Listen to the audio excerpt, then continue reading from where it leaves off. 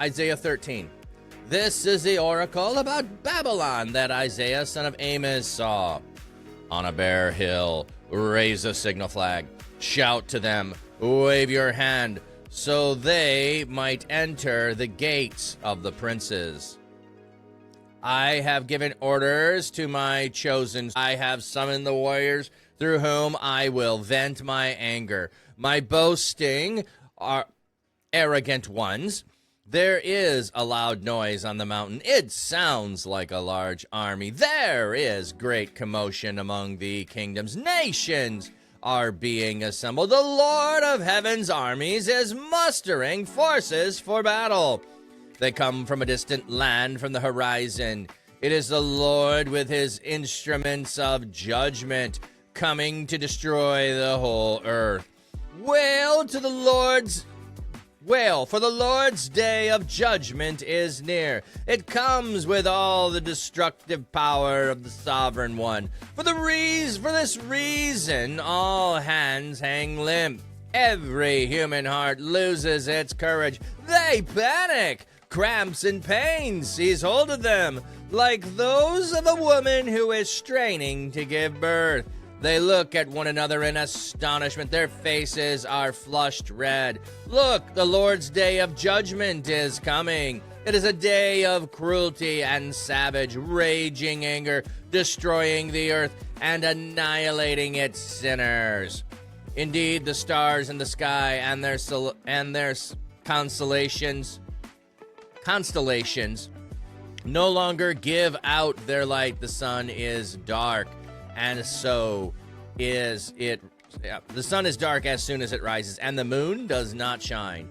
I will punish the world for its evil and wicked people for their sin. I will put an end to the pride of the insolent. I will bring down the arrogant of tyrants. I will make human beings more scarce than pure gold, and people more scarce than gold from Ophir. So I will shake the heavens, and the earth will shake loose from its foundation, because of the fury of the Lord of heaven's armies. In the day he vents his raging anger, like a frightened gazelle or a sheep with no shepherd. Each will turn toward home. Each will run to its homeland. Everyone who is caught will be stabbed. Everyone who is seized will die by the sword. Their children will be smashed to pieces before their very eyes. Their houses will be looted and their wives raped. Look, I am stirring up the Medes to attack them. They are not concerned about silver, nor are they interested in gold. Their arrows will cut young men to ribbons. They have no compassion on a person's offspring. They will not look with pity on children. Babylon, the most admired of kingdoms, the Chaldeans, source of honor and pride, will be destroyed by God, just as Sodom and Gomorrah were. No one will live there again. No one will ever reside there again. No Bedouin will camp there. No shepherds will rest their flocks there. Wild animals will rest there. The ruined houses will be full of hyenas. Ostriches will live there. Wild goats will skip along the ruins. Wild dogs will yip in her ruined fortresses. Jackals will yelp in the once splendid palaces. Her time is almost up. Her days will not be prolonged. All right. Another little bit of a short reading there, but destruction is coming, everybody. But we need not worry. This is destruction against Babylon. Now, could this be a warning against those who are similar and are the new Babylon or act like it? Sure, absolutely. We can have a future fulfillment of this, but this is specific, given as an oracle against Babylon, where the people have been taken away to. And it mentions in there the Medes. You have the Medes and the Persians who are going to come in, who are going to conquer Babylon, and Babylon is going to get worse than it did to all the people it conquered. That's what we're getting here. So the oracle is against it. On a bare hill, raise the signal flag, shout out to them, wave your hand so that the gates, enter the gates of the princes.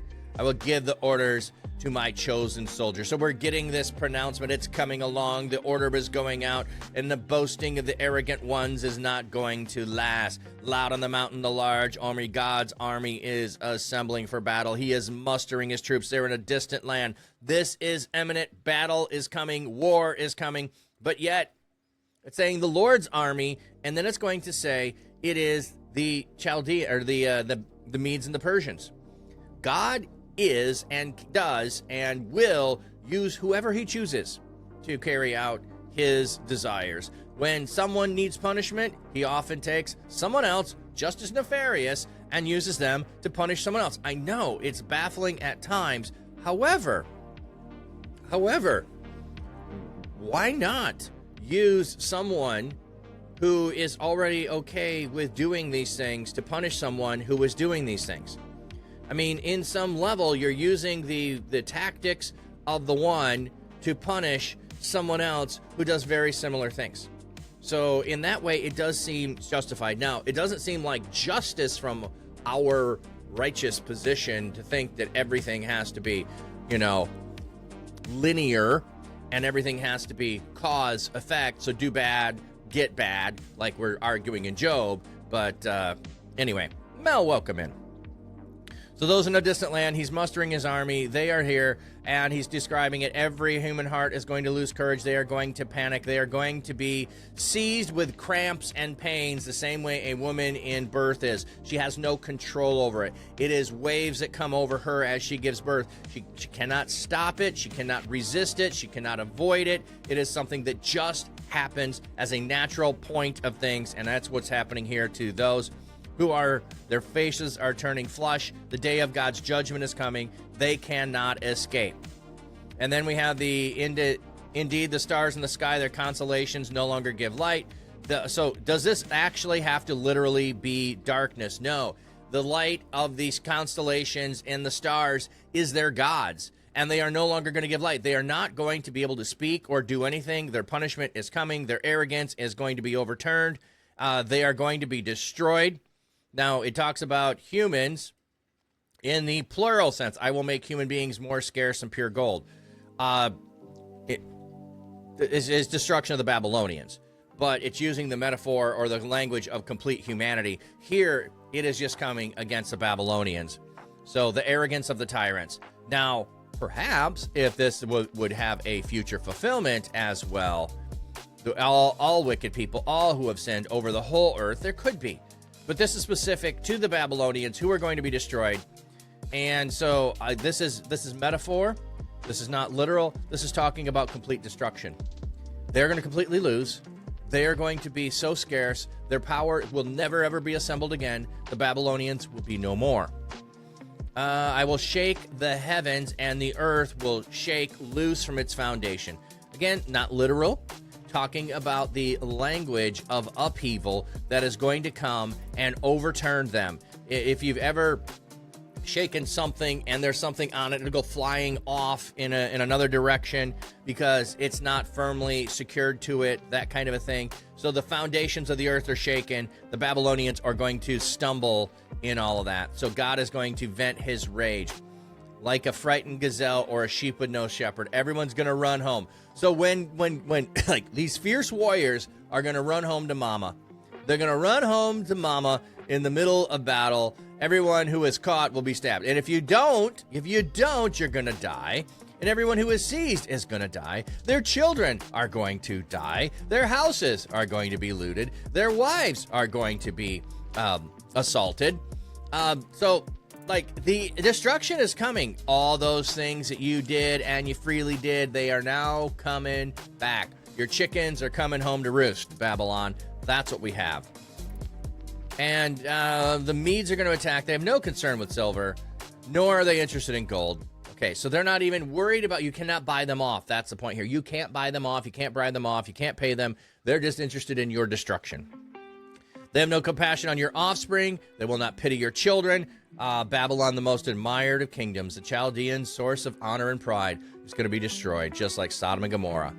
Why does it say like Sodom and Gomorrah? Because of the evil that Sodom and Gomorrah did with taking actions of violence against the poor, the widow, the orphan, and the foreigner. And here, Babylon has done the same. Why are they like Sodom and Gomorrah? Because they will not rise again from the ashes. And then it says that clearly. No one will ever reside there again. No Bedouin will camp there. No shepherds will rest there. Wild animals will be there. And then it gives a list of the wild animals. And her time is almost up. Her days will not be prolonged. So this is imminent. This is soon. It's a coming. And you better be prepared. You better be prepared for it, everybody.